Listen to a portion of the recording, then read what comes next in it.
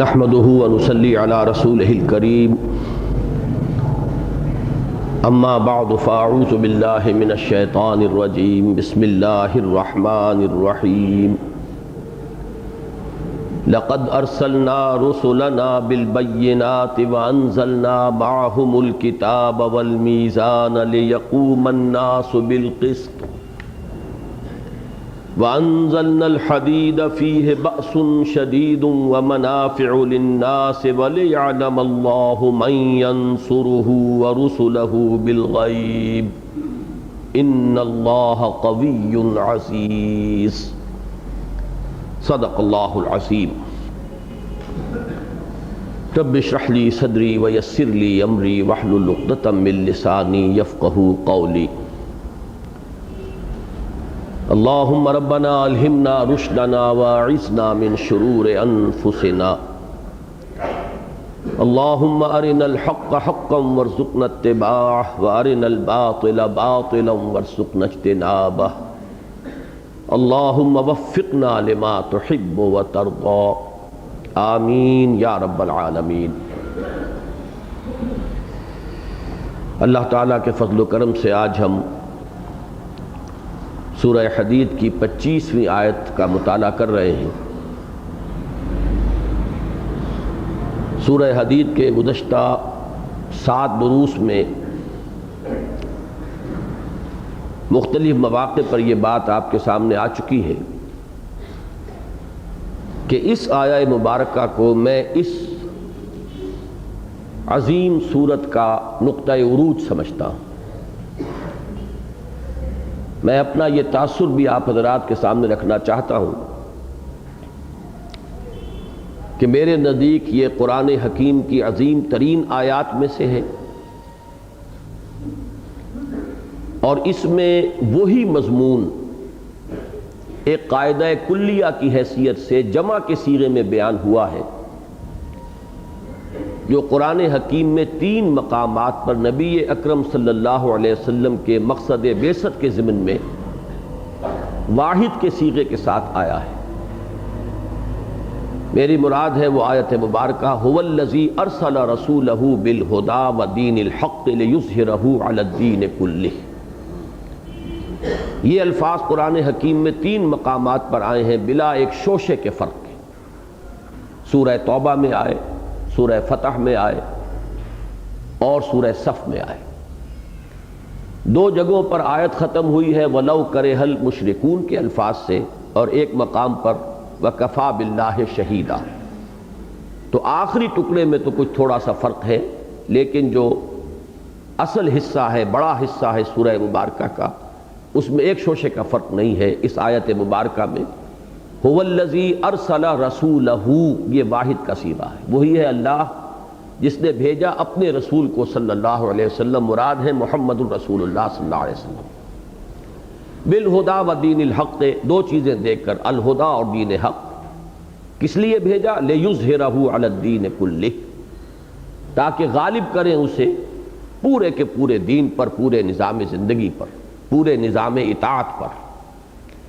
یہ واحد کے صیغے میں ہے، یہاں وہی مضمون ہے جو جمع کے صیغے میں آیا۔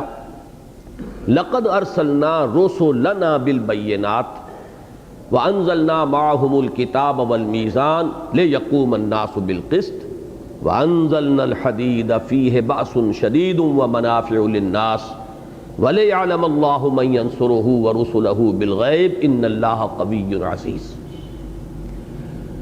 ان الفاظ مبارکہ کے بارے میں نے بارہا عرض کیا ہے کہ امام الہند حضرت شاہ ولی اللہ دہلوی رحمۃ اللہ علیہ نے اسے پورے قرآن مجید کے لیے بمنزلہ عمود قرار دیا ہے، اور سیرت النبی علیہ صاحب الصلاۃ والسلام کے لیے بھی وہ ایک کلید کی حیثیت رکھتی ہے کہ وہ آیت سمجھ میں آئے گی تو حضور کی سیرت سمجھ میں آئے گی، اس لیے کہ حضور کا جو کارنامہ حیات ہے اس کا صحیح فہم اسی وقت حاصل ہو سکتا ہے جبکہ آپ کا مقصد بعثت واضح ہو۔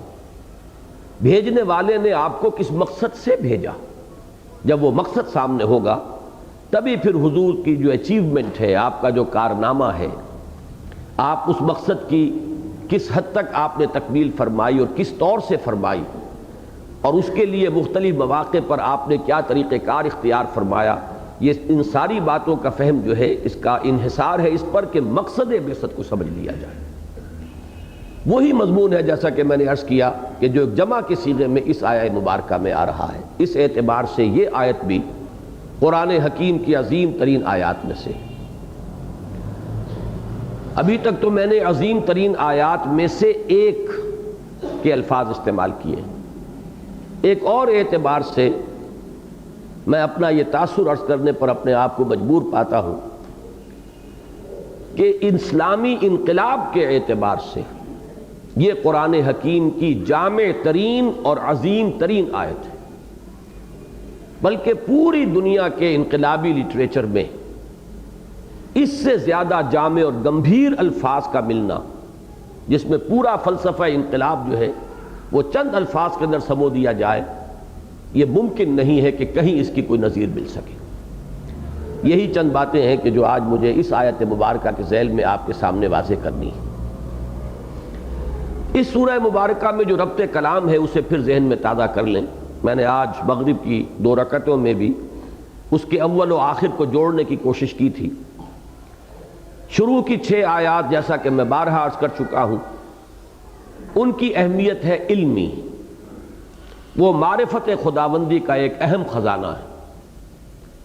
عملی بات شروع ہوتی ہے آیت نمبر 7 سے، آمنوا باللہ ورسولہ وانفقوا مما جعلکم مستخلفین فیہ، ایمان لاؤ اللہ پر، یا ایمان رکھو اللہ پر اور اس کے رسول پر جیسا کہ ایمان کا حق ہے، اور کھپاؤ اور لگاؤ اور صرف کرو ان تمام چیزوں میں سے جن میں اللہ نے تمہیں اختیار عطا فرمایا ہے، خلافت عطا فرمائی۔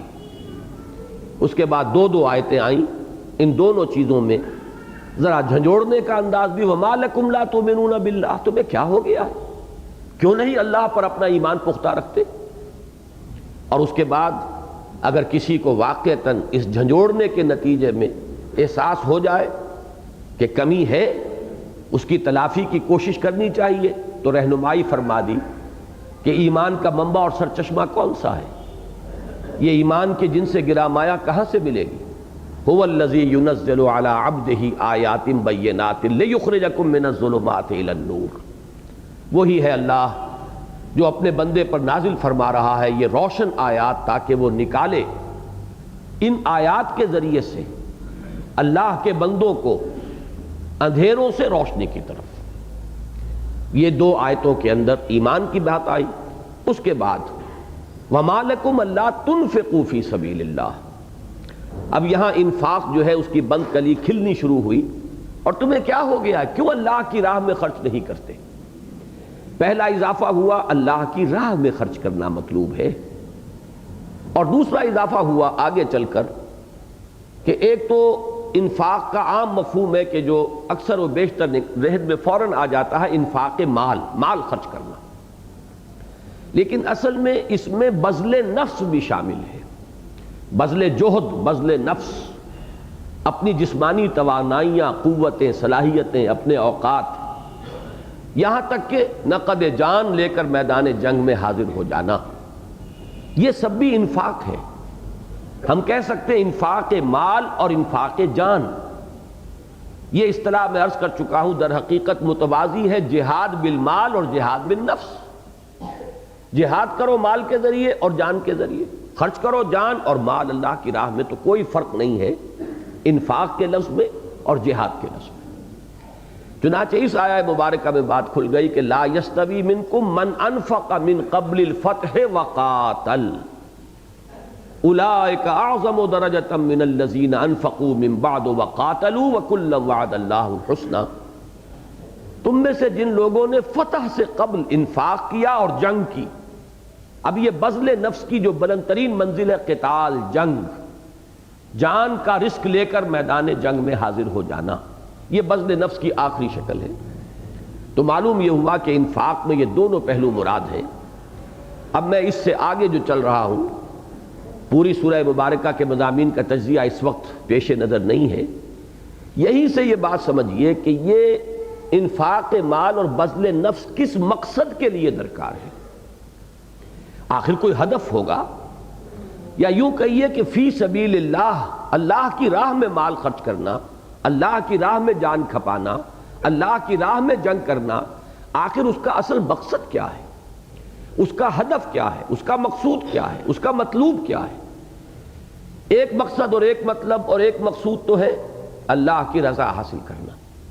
یہی انسان کا، ایک بندہ مومن کا اصل نصب العین ہے۔ نصب العین کے درجے میں اس کے سوا کوئی شے شامل نہیں ہونی چاہیے۔ اللہ کی رضا اور اخروی فلاح و نجات، یہ ہے بندہ مومن کا اصل نصب العین، اس کا اصل مقصود۔ یہی نماز کا مقصد، یہی روزے کا مقصد، یہی تمام شریعت پر عمل پیرا ہونے کا مقصد، یہی جہاد کا مقصد، یہی انفاق مال کا مقصد، یہی بذل نفس کا مقصد۔ گویا کہ بندہ مومن کی اسی کا نام اخلاص ہے، جو کچھ کرے اللہ کے لیے کرے، خالصتاً لوجہ اللہ، اللہ کی رضا جوئی کے لیے۔ لیکن دنیا میں اس جد و جہد کا مقصود کیا ہے، پیش نظر کیا ہے؟ یہاں جو انفاق مال ہوگا کس لیے؟ یہاں اگر بذل نفس ہوگا، جہاد کیا جائے گا، قتال کیا جائے گا، تو آخر اس کی کوئی منزل مقصود، اس کا کوئی مطلوب، اس کا کوئی ہدف تو ہونا چاہیے۔ یہ آیت مبارکہ جو آج ہم پڑھ رہے ہیں، یہ اس کے ہدف کو معین کر رہی ہے۔ اب وہاں سے لے کر آیت نمبر 10 سے لے کر آیت نمبر 25 تک، یہ درمیان میں جو آیات آئی ہیں، اس میں اس سلسلے میں جب لوگ پہلوتے ہی کریں گے، اس مقصد کے لیے بذل نفس اور انفاق مال سے جی کترائیں گے، کنی کترائیں گے، جی چرائیں گے، تو اس کا جو نتیجہ نکلتا ہے اس کو بیان کیا گیا پہلے کہ اس کا نتیجہ ہے نفاق، منافقت پیدا ہو جاتی ہے۔ اگر جان اور مال کی محبت، علائق دنیاوی اور مال و اسباب دنیاوی کی محبت کی اتنی گرفت ہو جائے انسان پر کہ وہ اللہ اور اس کے رسول کی محبت اور اللہ کی راہ میں جہاد اور انفاق کی محبت سے قوی تر ہو جائے، تو اس کے معنی ہے کہ گویا کہ اپنے ہاتھوں انسان نے اپنے آپ کو فتنے میں مبتلا کر لیا۔ وَلَٰكِنَّكُمْ فَتَنْتُمْ أَنفُسَكُمْ وَتَرَبَّصْتُمْ وَارْتَبْتُمْ وَغَرَّتْكُمُ الْأَمَانِيُّ حَتَّىٰ جَاءَ أَمْرُ اللَّهِ وَغَرَّكُمْ بِاللَّهِ الْغَرُورُ۔ اس کا جو انجام بد ہے وہ اس سورہ مبارکہ میں دو مقامات پر بڑے عجیب انداز میں کھول کر بیان کر دیا گیا۔ ایک تو حشر کا نقشہ دکھا دیا گیا کہ اہل ایمان، صادق الایمان لوگ علیحدہ کر دیے جائیں گے، منافق پیچھے رہ جائیں گے، ٹھوکریں کھا کر گریں گے، جہنم کے اندر جا گریں گے۔ اور آخر میں ان کی حسرت کے لیے یہ بھی کہا جائے گا کہ ماواکم النار ہی مولاکم وبئس المصیر۔ آج یہاں تمہارا حشر کفار کے ساتھ ہوگا، دنیا میں تم مسلمانوں کے ساتھ، اہل ایمان کے ساتھ گڈمڈ رہے تھے، لیکن آج یہ دودھ کا دودھ، پانی کا پانی جدا کر دیا گیا۔ اس کے بعد جیسا کہ میں عرض کر چکا ہوں، سلوک قرآنی، یہ ساری چیزیں تو در حقیقت اس لیے بیان کی جا رہی ہیں کہ ہم ذرا اپنے باطن میں جھانکنے کے لیے آمادہ ہو جائیں، ہم غریبانوں میں جھانکیں۔ اگر ہمیں شعور ہو جائے کہ واقعتاً ایمان کمزور ہے، واقعتاً اللہ کی محبت، اللہ کے رسول کی محبت، اللہ کے لیے جہاد کی محبت کے مقابلے میں اسباب دنیاوی، مال و دولت دنیاوی، علائق دنیاوی، رشتہ داریاں اور محبتیں جو ہیں یہ غالب آ گئی ہیں، تو پھر انسان کو چونک جانا چاہیے، اپنی اصلاح پر کمر بستہ ہو جانا چاہیے۔ اس کے لیے پھر رہنمائی دی گئی ہے، اس کی طرف میں اس وقت اشارہ نہیں کروں گا۔ اس کے بعد جیسا کہ میں نے عرض کیا، اب یہ آیت آئی تاکہ سمجھ لیا جائے کہ اس انفاق مال اور بذل نفس، اس انفاق فی سبیل اللہ اور جہاد فی سبیل اللہ کی اصل غرض و غایت کیا ہے۔ فرمایا لقد ارسلنا رسلنا بالبینات، یقیناً ہم نے بھیجا اپنے رسولوں کو بینات کے ساتھ۔ بینات جمع ہے بینہ کی، بینہ مؤنث ہے، مذکر اس کا بین، بینن یہ مذکر ہوگا۔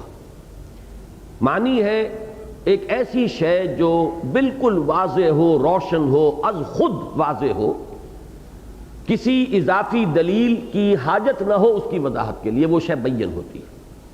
یہ اس لفظ کا استعمال عام اردو بول چال میں ہوتا ہے، بین سی بات ہے، تو ہم اس لفظ کو استعمال کرتے ہیں کہ یہ بات بالکل واضح ہے، کیوں تمہاری سمجھ میں نہیں آ رہی، بالکل بین ہے۔ تو بینن یہ واحد ہے، مذکر کا صیغہ۔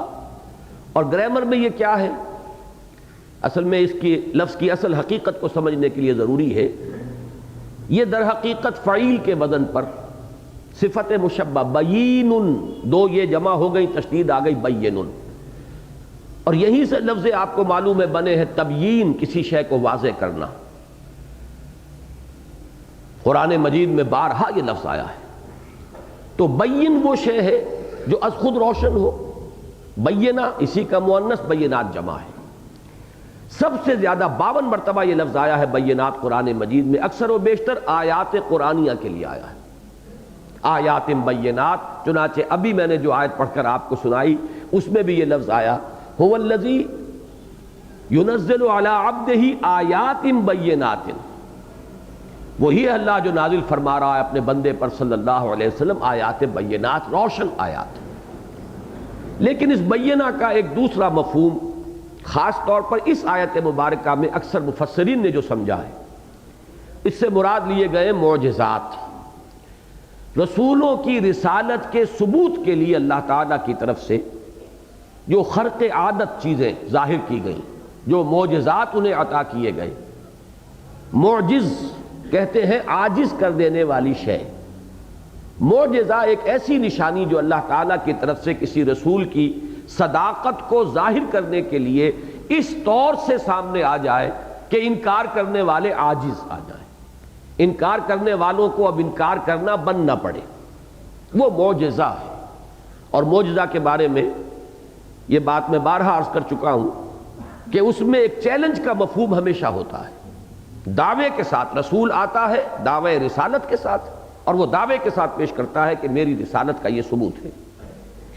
جیسے بلا تشبیہ عرض کر رہا ہوں کہ آج کل کی حکومتوں میں سفیر جب آتا ہے تو اپنی اسناد سفارت پیش کرتا ہے کسی دوسرے ملک کے بادشاہ یا صدر کے سامنے، یہ گویا کہ ثبوت ہے کہ میں فلاں ملک کی طرف سے سفیر بن کر آیا ہوں۔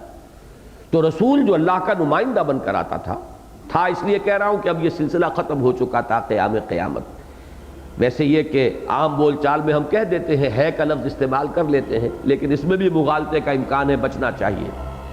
اب نبوت اور رسالت کا دروازہ بند ہو چکا، رسول آتے تھے اس دعوے کے ساتھ کہ ہم اللہ کے بھیجے ہوئے ہیں، فرستادہ ہیں، نمائندے ہیں، گویا کہ اس کی اس عالمی مملکت کے سفیر ہیں، اور یہ ہے ہماری اسناد۔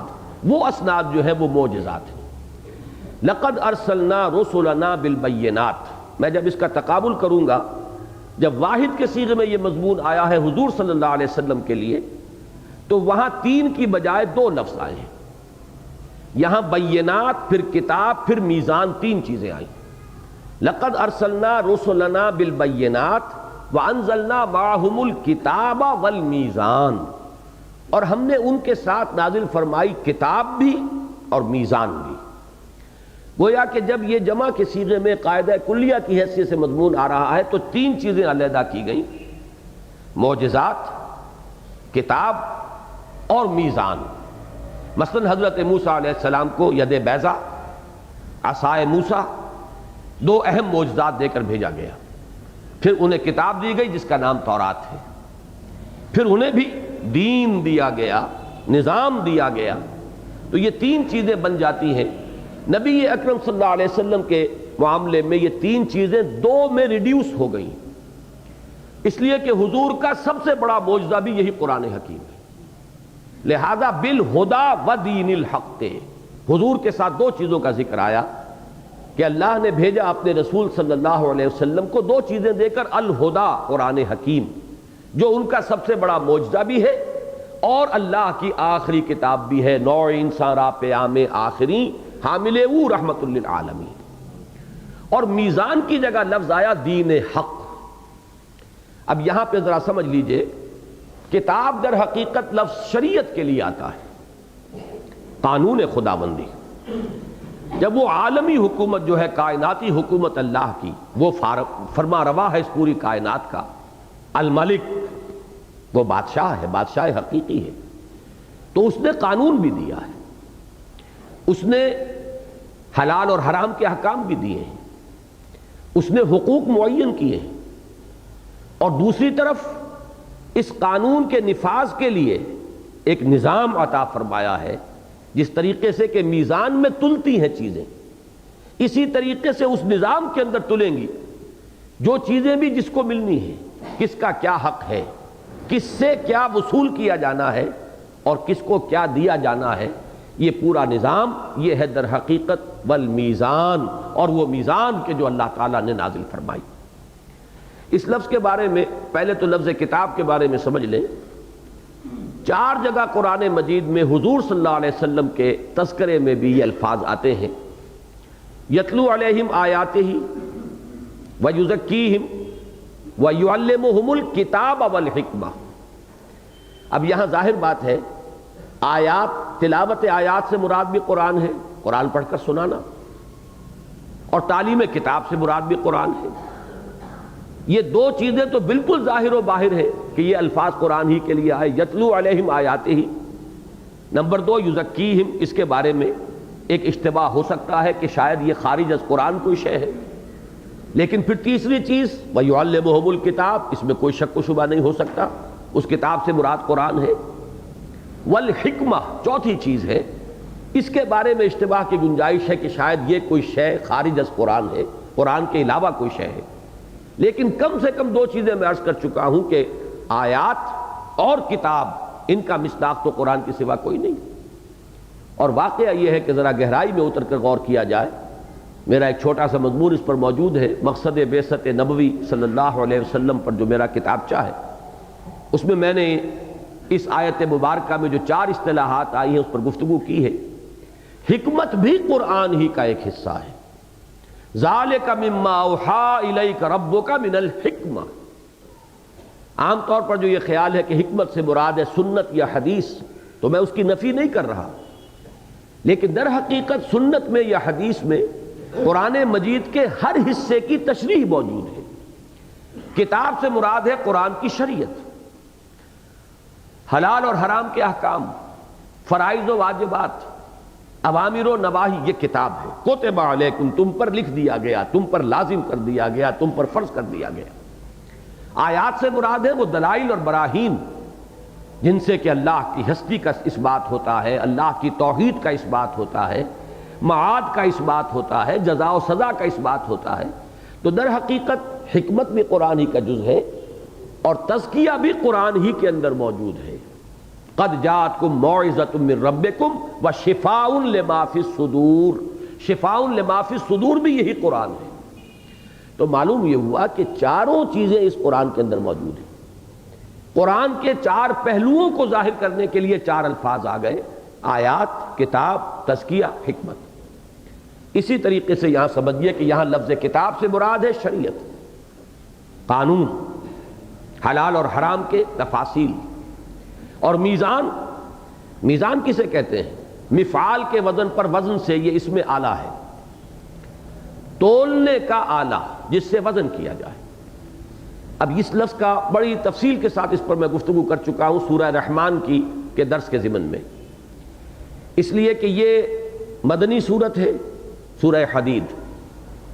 اس سے متصلاً قبل جوڑا آیا ہے مکی صورتوں کا سورہ رحمان اور سورہ واقعہ، اور سورہ رحمان کے شروع میں یہ لفظ جو آیا ہے تکرار کے ساتھ، وَالسَّمَاءَ رَفَعَهَا وَوَضَعَ الْمِيزَانَ أَلَّا تَطْغَوْا فِي الْمِيزَانِ وَأَقِيمُوا الْوَزْنَ بِالْقِسْطِ وَلَا تُخْسِرُوا الْمِيزَانَ۔ اب یہ دیکھا آپ نے کہ 3 دفعہ یہ لفظ آیا ہے سورہ رحمان کے شروع۔ اس کے ساتھ میں نے عرض کیا تھا، یاد ہوگا جو حضرات اس وقت شریک نہیں تھے وہ اس حضرات توجہ سے سن لیں، عام طور پر وہاں بھی لفظ میزان سے مراد ترازو لی گئی ہے، لیکن میں نے عرض کیا تھا کہ اس پورے سیاق و سباق کو دیکھیے تو اس سے مراد ہے توازن، اور وہاں مراد ہے وہ کائناتی توازن، یہ عظیم و وسیع و عریض کائنات جس میں لکھوکھا نہیں ارب ہاں ارب کرے ہیں، اور ایسے ایسے کرے بھی ہیں جو ہماری زمین سے کروڑوں گنا بڑے ہیں۔ یہ تمام کرے جو ہیں تیر رہے ہیں، اپنے اپنے مدار میں حرکت کر رہے ہیں، لیکن ایک توازن ہے کہ جو ان کو تھامے ہوئے، اور یہ توازن جیسے آج ہم نے سمجھا ہے جب سائنس کی ترقی ہوئی ہے کہ یہ باہمی کشش کا وہ نظام ہے کہ فاصلوں کے حوالے سے اس کشش کا جو فیصلہ ہوتا ہے اس کی مقدار معین ہوتی ہے، ہر کرہ دوسرے کرے کو کھینچے ہوئے ہے، اور یہ باہمی کشش جو ہے اس نے ایک توازن قائم کیا ہے جس سے یہ تمام اجرام سماویہ جو ہیں یہ اپنے اپنے مدار میں حرکت کر رہے ہیں، ایک دوسرے سے ٹکرا نہیں رہے، اسی سے یہ کائنات کا نظام قائم ہے۔ وَالسَّمَاءَ رَفَعَهَا وَوَضَعَ الْمِيزَانَ أَلَّا تَطْغَوْا فِي الْمِيزَانِ وَأَقِيمُوا الْوَزْنَ بِالْقِسْطِ وَلَا تُخْسِرُوا الْمِيزَانَ۔ وہاں مخاطب انسان نہیں ہے، یہی اجرام سماویہ ہیں کہ اس وزن کو، اس توازن کو برقرار رکھو، یہ اللہ کا حکم ہے ان کے لیے، یہ آرڈر آف دی ڈے ہے ان کے لیے تا قیام قیامت۔ جب وہ حکم آئے گا اس توازن کے اندر ہی خلل آئے گا، وَجُمِعَ الشَّمْسُ وَالْقَمَرُ، یہ کرے آپس میں ٹکرائیں گے جب قیامت کا وقت آئے گا، سورج اور چاند یکجا ہو جائیں گے، چاند سورج کے اندر دھس جائے گا، بڑے بڑے کروں کا تصادم ہوگا، وہ ہے وہ قیامت، وہ ڈومس ڈے، وہ الساعہ جس کو کہیں زلزلہ کہا گیا ہے۔ تو یہ ہے در حقیقت وہ میزان جو کائناتی میزان ہے، آفاقی میزان ہے۔ ذرا نیچے اتریے تو اس زمینی مخلوقات کے اندر بھی ایک میزان ہے اور توازن ہے۔ یہ مختلف انواع و اقسام کے جو یہاں پہ نباتات اور حیوانات ہیں، یا آپ پڑھیے باٹنی اور زوالوجی تو آپ کو معلوم ہوگا کہ ان میں بھی ایک بڑا ہی نازک توازن ہے جو اللہ نے قائم کیا ہوا ہے، ہر نوع اپنی حد میں ہے، ورنہ ایک ایک چیز کے اندر اتنی قوت نمو موجود ہے کہ اگر قدرت کی طرف سے کنٹرول نہ ہو تو ایک خاص مچھلی کے بارے میں بتایا جاتا ہے کہ اس کے اندر ریپروڈکشن کی اتنی طاقت ہے کہ اگر جو قدرتی قوتیں ہیں، قوائے فطریہ، اگر اس کو کنٹرول نہ کریں تو چند سال کے اندر اندر اتنی مچھلیاں ہو جائیں گی کہ پورے کرۂ ارضی سے کئی گنا ان کا ہجوم ہو جائے گا۔ کسی اور ذی حیات کے لیے اس کرۂ ارضی پر باقی رہنا ممکن نہیں ہے۔ تو کس کا قانون ہے؟ کون اس توازن کو قائم کیے ہوئے؟ مختلف جانداروں کے مابین توازن ہے، مختلف جو ہمارے ہاں کے یہ پودے ہیں، نباتات ہیں، ان میں توازن ہے۔ یہ توازن ہے جس سے کہ یہ زمین کا پورا نظام جو ہے چل رہا ہے۔ اس سے اب آگے آئیے، اب انسانی زندگی کے اندر ایک میزان ہے، ایک توازن ہے۔ سب سے پہلے تو ایک باطنی میزان کی ضرورت ہے۔ انسان کے اندر نفس امارہ بھی ہے، ان النفس لامارۃ بالسوء، اس کا اڈ یا لیبیڈو وہ انسان کو کھینچتا ہے زمینی خواہشات کی طرف۔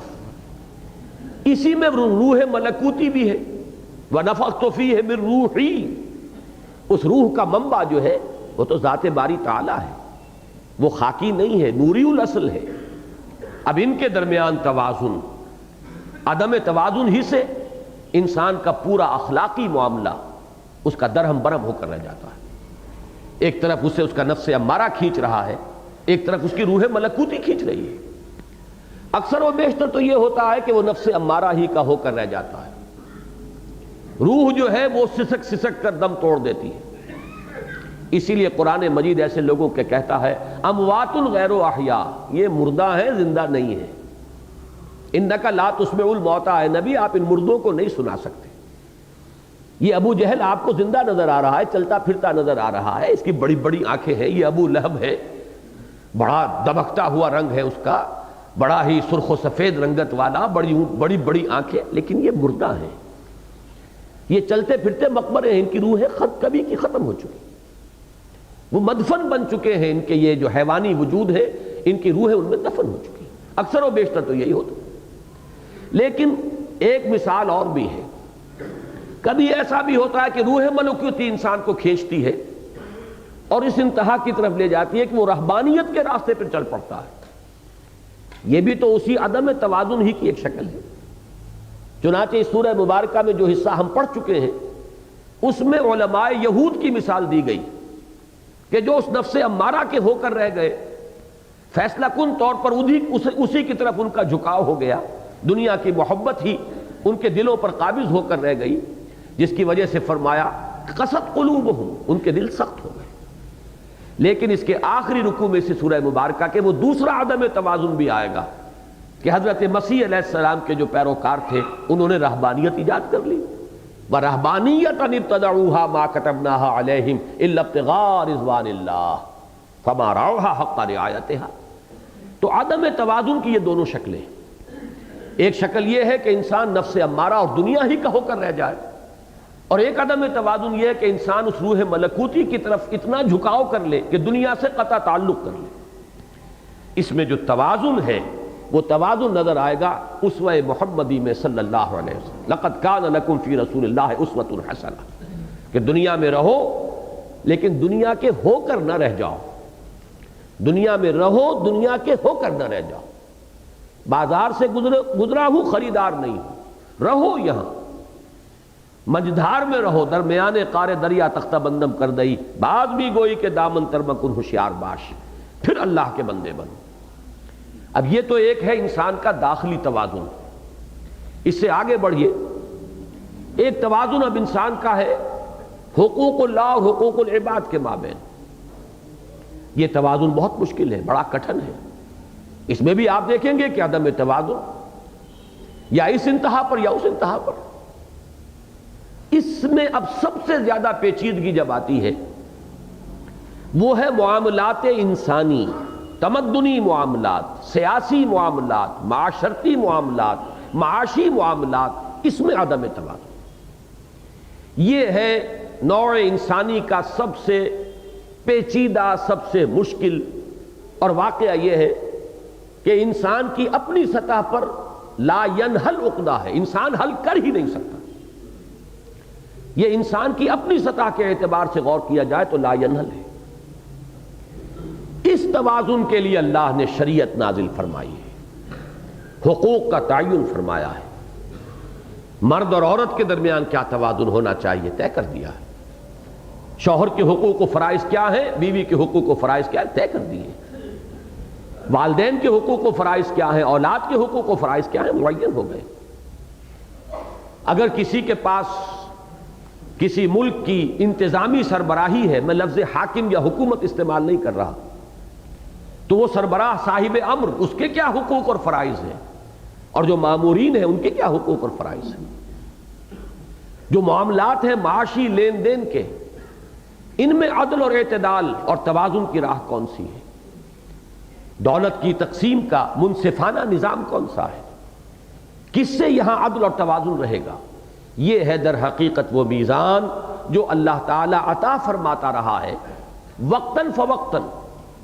یہ میزان ہمیشہ ایک نہیں رہی ہے، اس کو سمجھ لیجئے۔ اس کی وجہ یہ ہے کہ انسانی تمدن نے ارتقائی مراحل طے کیے۔ کبھی اتنا سادہ سا تمدن تھا انسان کا، کوئی پیچیدگیاں تھی ہی نہیں، ابھی معاملات کے اندر اتنی گمبھیری جو ہے اور شاخ در شاخ ہو کر شاخوں کا الجھ جانا، یہ ابھی نہیں ہوا تھا۔ قبائلی زندگی ہے، اس سے بھی پہلے انسان غاروں کے اندر رہتا تھا، اور ہر شخص اپنی جگہ آزاد ہے۔ آپ اپنی غار میں رہتے ہیں، آپ I am the monarch of all I survey, آپ ہی وہاں کے مالک ہیں، حاکم ہیں، کوئی قانون نہیں، کوئی حکومت نہیں، کوئی بادشاہ نہیں، کوئی اجتماعی نظام نہیں، کوئی میونسپلٹی بھی نہیں، اس لیے کہ نہ سڑکیں ہیں، نہ کوئی رات کو اس میں چراغ روشن کر رہے، کچھ بھی نہیں۔ تو زندگی انتہائی سادہ، شکار کیا، کھایا پیا، سو گئے، اللہ اللہ خیر سنا۔ اب ظاہر بات ہے کہ اس وقت کے انسان کو بھی ایک اخلاقی تعلیم کی ضرورت تھی، اور وہ دی اللہ نے، اس دور کے جو ضروریات اور تقاضے تھے اس کے اعتبار سے ہدایات دے دی گئی۔ اب آگے بڑھا انسان، قبائلی زندگی آئی، پھر قبیلوں نے رہنا شروع کیا کسی ایک جگہ پر، تو سٹی سٹیٹس وجود میں آئیں، شہری ریاستیں۔ اب معاملہ ہوا کہ کوئی اصول ہونے چاہیے، انسان کا انسان کے ساتھ معاملہ کس اصول پر طے ہوگا، کیسے نظام بنے گا، سوشل کسٹمز وجود میں آئے، کچھ بعض علاقوں کے اندر جو ذات پات کی تقسیم ہے وہ شروع ہو گئی۔ یہ بھی تو ایک تقسیم تھی کہ مختلف تمدنی ضروریات کو پورا کرنے کے لیے مختلف لوگ جو ہیں ان کو ایلوکیٹ کر دیا جائے، پھر ان میں اونچ نیچ آتی چلی گئی، یہ اونچا یہ نیچا، برہمن سب سے اوپر، شودر سب سے نیچے۔ تو جیسے جیسے تمدن آگے بڑھا ہے اب پیچیدگیاں پیدا ہوئی۔ ان پیچیدگیوں کے اندر اب دو الفاظ یاد کیجئے،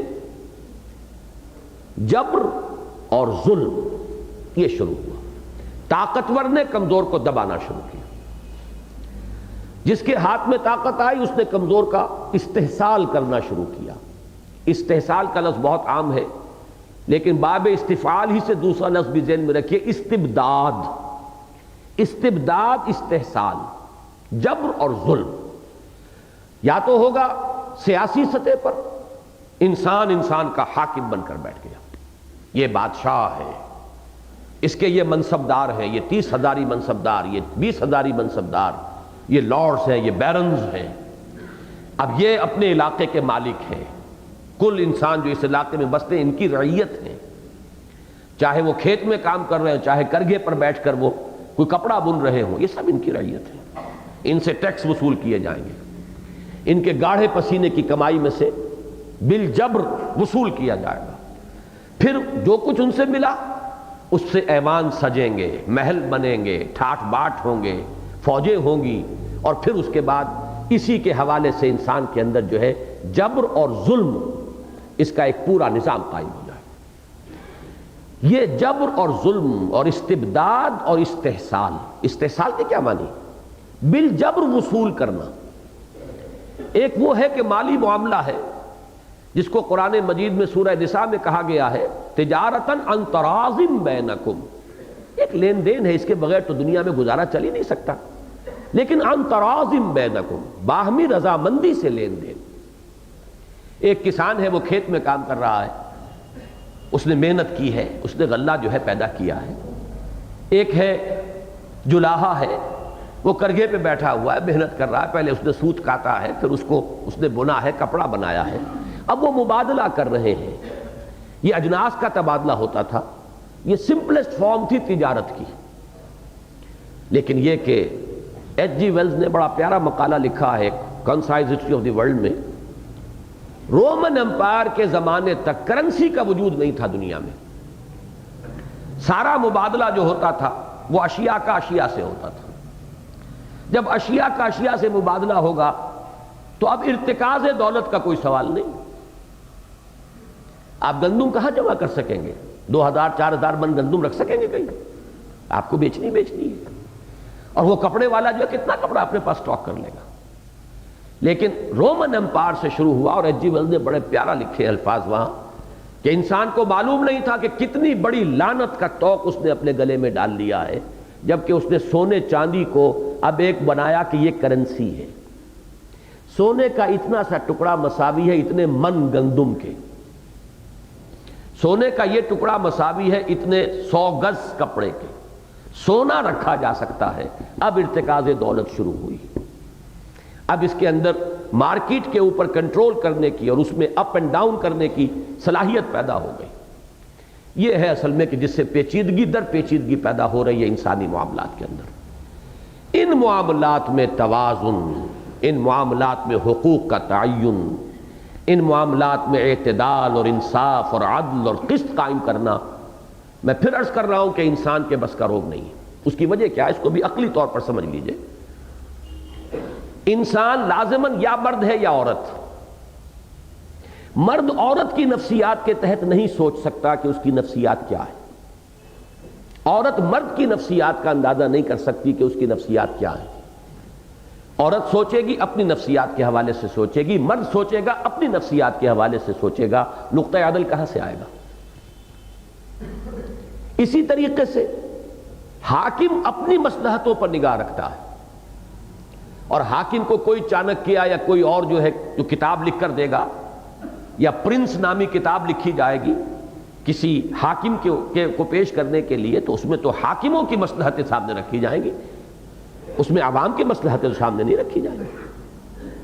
اور ایک طرف افراد جو ہیں وہ اپنی مصلحتوں پر توجہ کریں گے، وہ ایک اجتماعی مصلحت جو ہے اس کو پیش نظر نہیں رکھ سکتے۔ اسی طریقے سے اگر کوئی سرمایہ دار ہے، کارخانے دار ہے، وہ اپنی مصلحت کو مد نظر رکھے گا، مزدور صرف اپنی مصلحت کو پیش نظر رکھے گا۔ اقبال نے اسی لیے کہا، بڑا پیارا شعر ہے ان کا، کہ طریقے کوہکن میں بھی وہی ہیلے ہیں پرویزی، اس لیے کہ یہ کوہکن کو بھی اگر پوری اجازت مل جائے، جو بھی اس کے جی میں آئے کرنے کی اسے اجازت مل جائے، تو وہ بھی ظلم کرے گا۔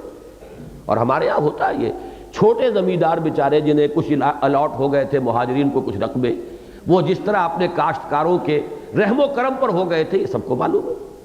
کاشتکار انہیں دھیلا دینے کو تیار نہیں، جو زمیندار طاقتور ہے وہ کاشتکار کا خون چوس جاتا ہے۔ تو معلوم ہوا کہ یہ تو دو طرفہ بات ہے۔ تو یہ توازن اس لیے قائم نہیں کر سکتا انسان کہ انسان ہمیشہ اس کی سوچ سبجیکٹو ہوتی ہے. ایبسولوٹ آبجیکٹیوٹی مانا جاتا ہے، مسلم ہے کہ ناممکن ہے انسان کے لیے.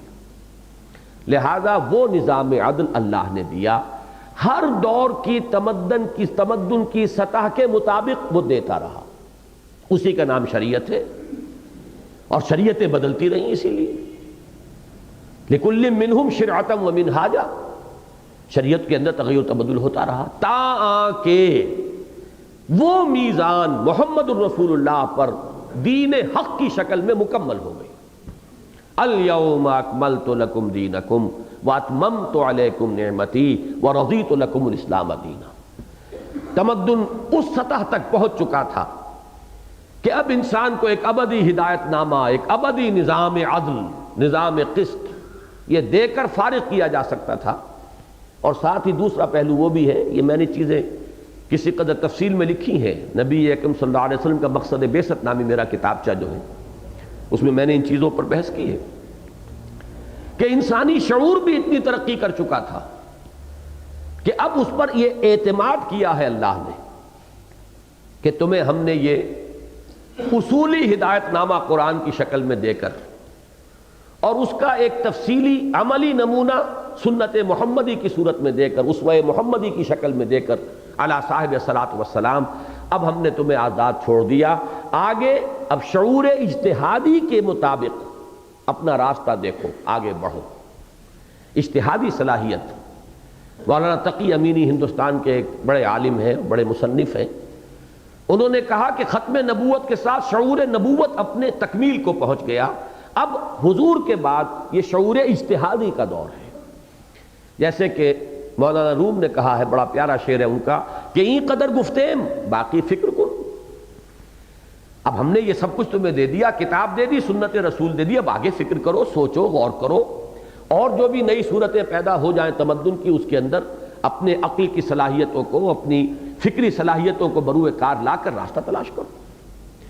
بہرحال اب آپ نوٹ کیجئے اس کو، آیت کے الفاظ پر توجہ مرتکز کیجئے.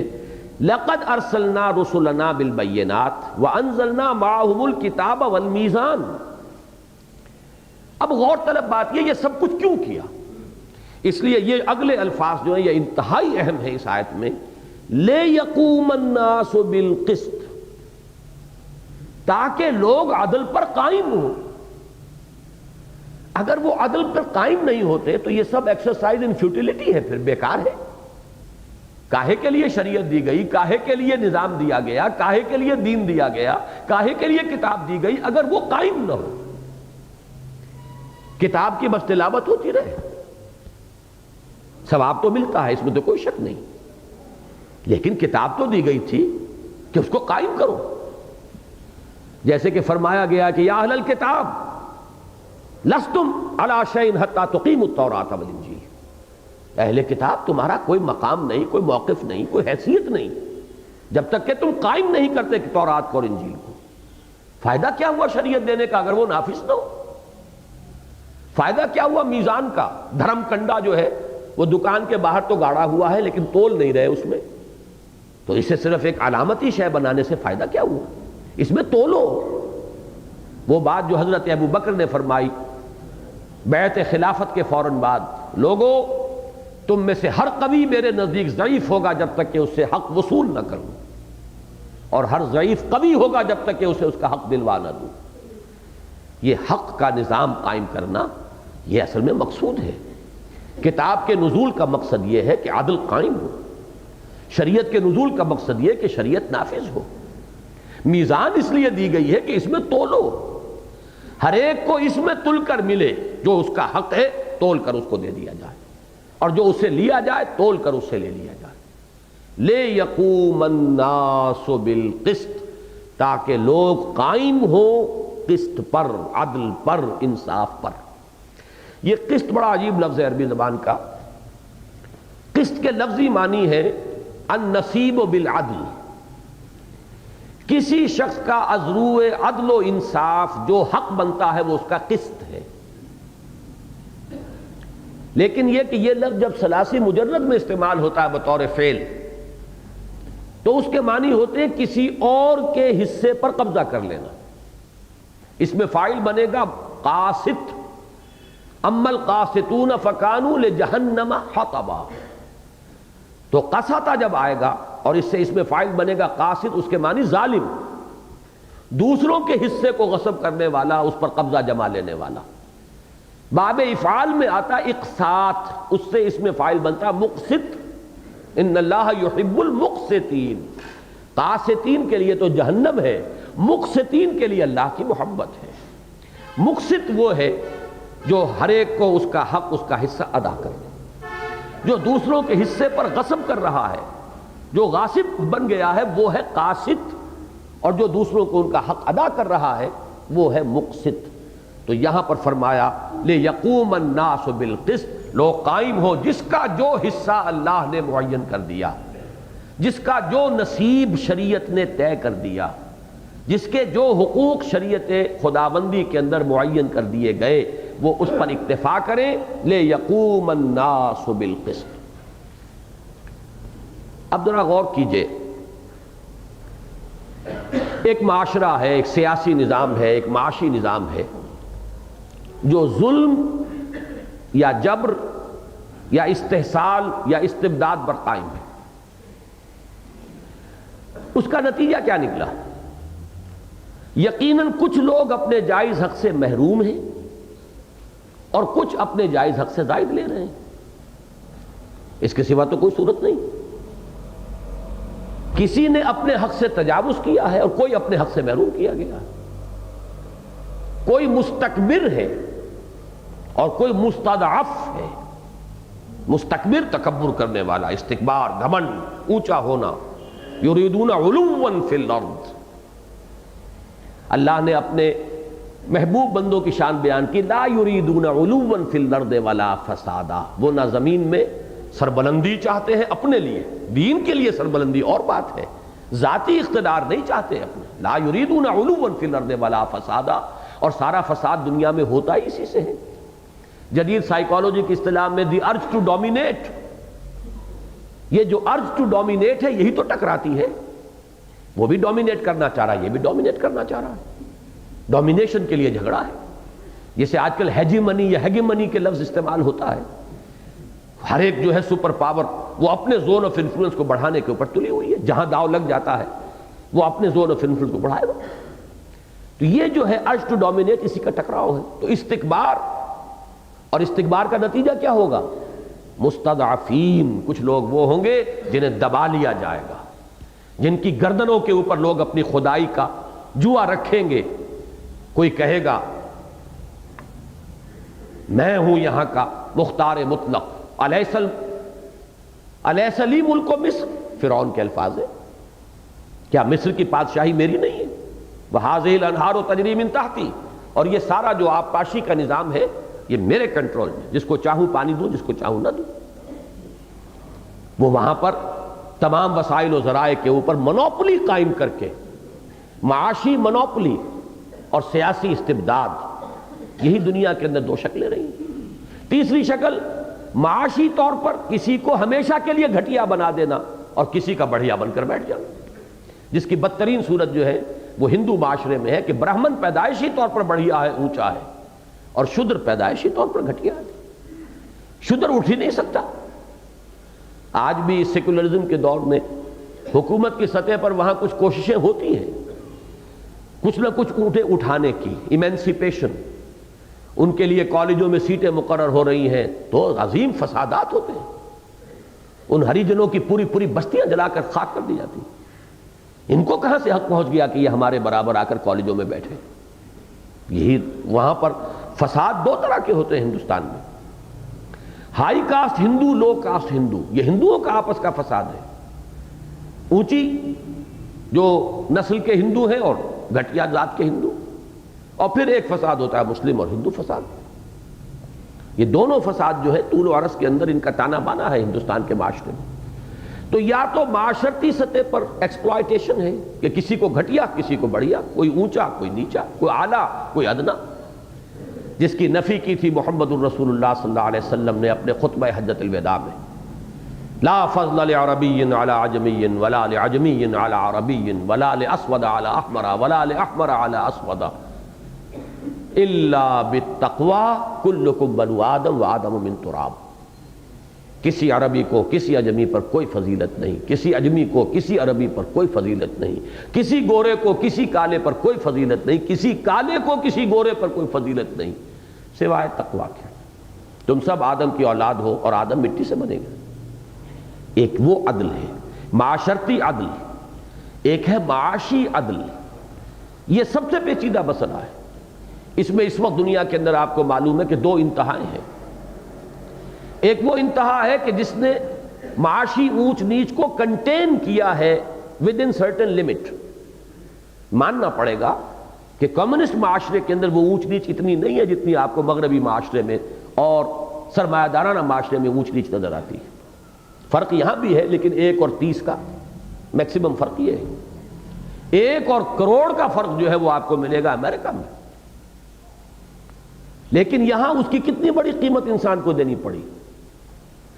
انفرادی ملکیت کا حق ساقط، آزادی ساقط، پارٹی ڈکٹیٹرشپ، بہت بڑی کاسٹ دے کر یہ کچھ کمی کی ہے کہ یہ فرق اور تفاوت جو ہے ہیوز اور ہیو ناٹس میں اتنا نہ ہو. وہاں ہمیں آزادی ملتی ہے. آزادی تو امریکہ کی فضا میں معلوم ہوتا ہے کہ آزادی تیر رہی ہے، وہاں کی فضا کے اندر آزادی کا احساس ہے آپ کو ہوگا، لیکن پھر وہ اونچ نیچ وہ ہے سرمایہ داری کے انتہا، اور اسی ملک کے اندر گھیٹوس بھی موجود ہیں. تو یہ جو دو مسئلے ہیں ان کے درمیان نقطہ عدل کہاں سے لائے گا انسان؟ اسلام کا کمال یہی ہے، اس وقت تفصیل میں بیان نہیں کر سکتا، کہ اس نے اس آزادی اور مساوات کے اندر بھی ایک اعتدال اور عدل قائم کیا ہے. لہذا اسلام کا جو کیچ ورڈ ہے، یوں سمجھیے کہ اس نظام کا کیچ ورڈ ہے مساوات، ایکویلٹی. اس نظام کا کیچ ورڈ ہے فریڈم. نظام اسلامی کا کیچ ورڈ ہے عدل، قسط. یہاں تک کہ وہ آزادی اور مساوات کے مابین بھی عدل کرتا ہے. ان دونوں کو بھی متوازن شکل میں ایک نظام کے اندر سموتا ہے. لیکن جس وقت میں یہ کہہ رہا ہوں تو ساتھ ہی خیال آ رہا ہے کہ ہو سکتا ہے چند نوجوان بھی یہاں ایسے موجود ہوں، ان کے ذہن میں یہ اشکال آئے گا، اور اشکال صحیح ہوگا، کہ یہ سب کہنے کی باتیں ہیں، دنیا میں اس کا نمونہ تو کہیں نہیں ہے. لے دے کر ایک ملک کی طرف ہم اشارہ کرتے ہیں کہ وہاں اسلامی قانون کچھ نافذ ہے، کچھ حدود ہے، کچھ شریعت ہے، لیکن وہاں جو معاشی نظام ہے سب سے زیادہ ایکسپلائٹیٹو نظام وہ ہے کہ جو سعودی عرب میں اس وقت نافذ ہے. ارب ڈالر کا ایک ایک محل بن رہا ہے. کس کی ہے یہ دولت؟ بادشاہ کہاں سے آ گئے مالک اس کے؟ ایک خاندان اور اس کے پرنسز، ان کی یہ ملکیت کیسے بن گئی؟ تو نظام تو کہیں ہم نہیں دے سکتے. وہ نظام عدل کہاں ہے؟ پھر یہ کہ سیاسی حقوق سرے سے نہیں. کوئی انسان اظہار خیال، مساجد بھی ہیں تو خطبے بھی لکھے ہوئے پری سینسرڈ، کوئی شخص اپنی آزادی سے کچھ نہیں کہہ سکتا.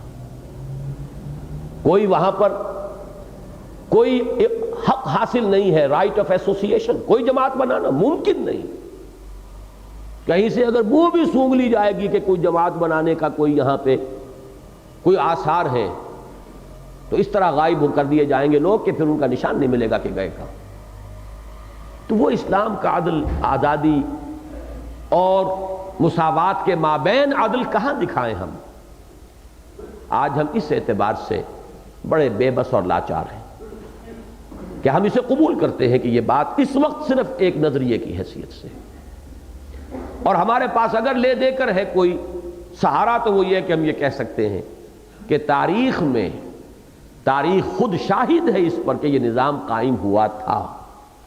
اس کا ایک نمونہ ہے انسان کی جو اجتماعی یادداشت ہے، کلیکٹیو میموری، اس میں اس کی یادداشت ایک حسین خواب کی طرح محفوظ ہے آج تک، جس کا کہ سب سے بڑا مظہر یہ ہوا کہ 1937 میں گاندھی کو یہ کہنا پڑا جب پہلی وزارتیں بنی ہیں ہندوستان میں، صوبائی وزارتیں، تو مثال پیش کی اس نے اپنے کانگریسی وزراء کے سامنے ابو بکر اور عمر کی رضی اللہ تعالیٰ عنہ.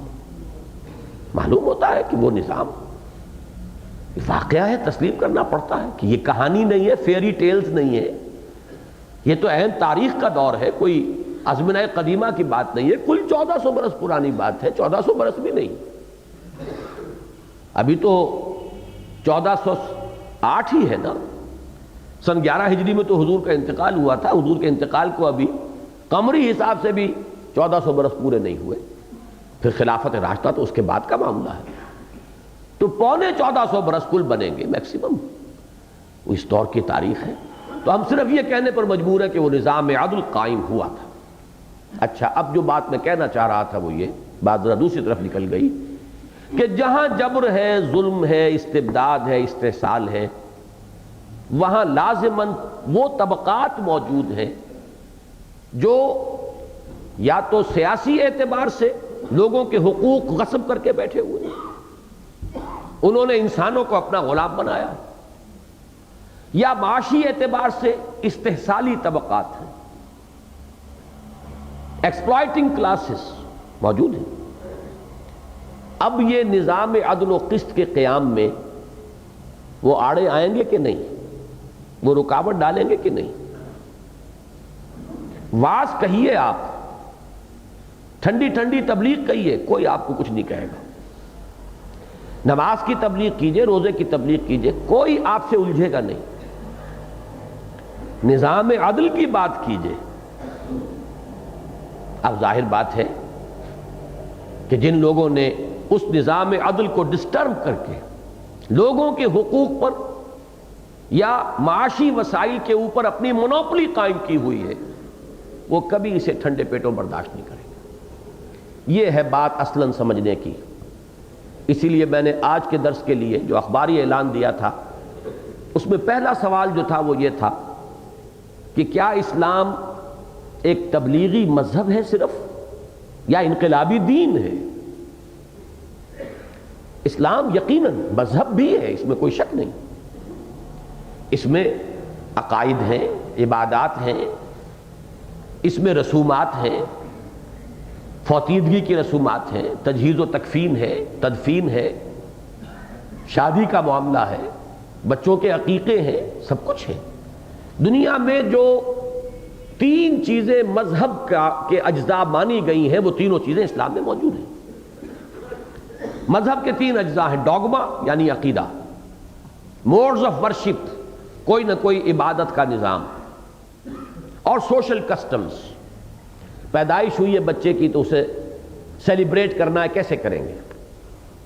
شادی کرنی ہے، مرد اور عورت کے درمیان بندھن باندھنا ہے، کیسے باندھیں گے؟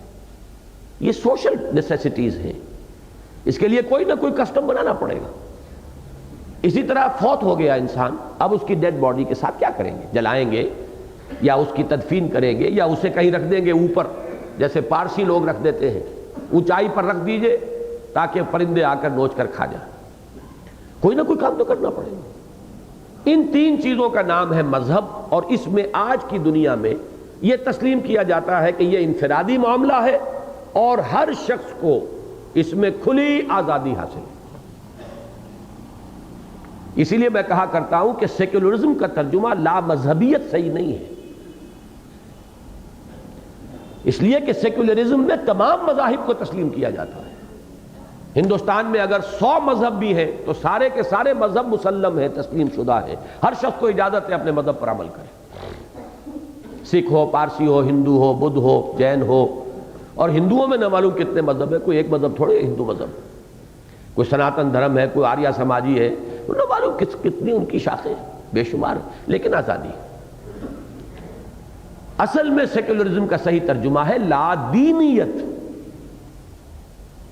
اسلام صرف مذہب نہیں ہے، دین ہے۔ دین میں اب ان 3 چیزوں پر مزید اضافہ ہوگا، 3 چیزوں کا: معاشرتی نظام، سیاسی نظام، معاشی نظام۔ 3 × 3 = 6، یہ مل کر دین بنتا ہے۔ اسلام تو دین ہے۔ اگر صرف مذہب کا معاملہ ہوتا تو صرف تبلیغ ہوتی، جیسے عیسائیت صرف مذہب ہے، اس میں دین کا کوئی پہلو ہے ہی نہیں۔ موجودہ عیسائیت، حضرت مسیح کا اصل دین تو اسلام ہی تھا، وہ تو دین تھا۔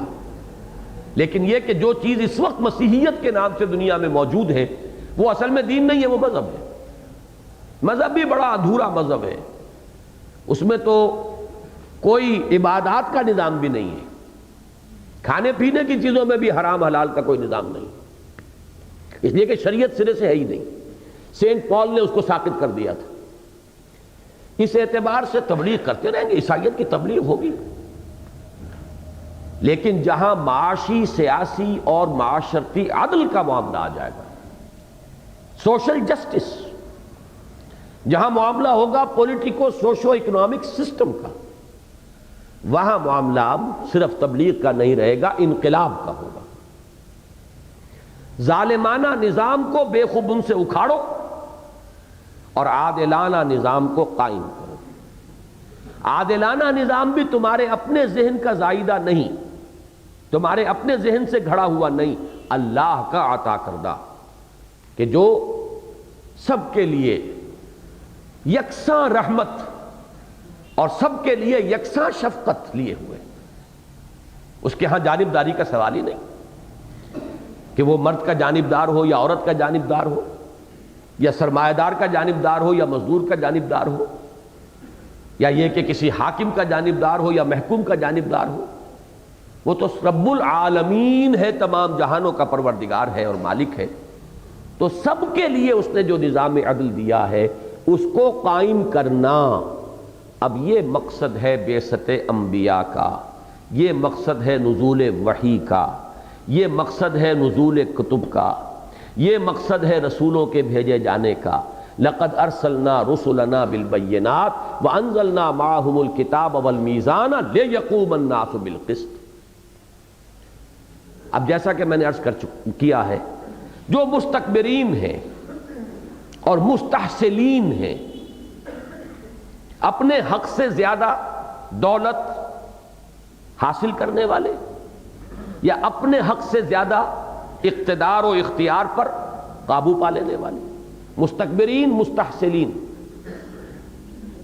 یہ ہمیشہ یہ چاہیں گے کہ یہ نظام قائم رہے، اس لیے کہ ان کے مفادات وابستہ، ویسٹڈ انٹرسٹ ہے، نظام بدلتا ہے ان کے مفادات کے اوپر آنچ آتی ہے۔ جاگیردارانہ نظام ہے، جاگیردار کا بھی نہیں چاہے گا کہ اس میں تبدیلی ہو جائے۔ سرمایہ دارانہ نظام ہے، سرمایہ دار کبھی نہیں چاہے گا کہ اس میں تبدیلی ہو جائے۔ بادشاہی نظام ہے، وہ بادشاہ کا جو خاندان ہے وہ کبھی نہیں چاہے گا کہ اس میں کوئی تبدیلی آئے۔ مارشل لا ہے تو فوج کبھی نہیں چاہے گی کہ یہ بدلے، اس لیے کہ اس کو ایک طبقے کی حیثیت سے اس میں جو حیثیت حاصل ہو چکی ہے وہ ظاہر بات ہے کہ دوسری صورت میں نہیں رہے گی۔ مارشل لا کی صورت میں وہی حاکم ہے ملک کے، اور مارشل لا نہیں ہے تو وہ تو خادم ہے، ملازم ہے، اس سے زیادہ ان کی کوئی حیثیت نہیں۔ بڑے سے بڑا کوئی جرنیل ہو، بہرحال وہ ایک ملازم ہے۔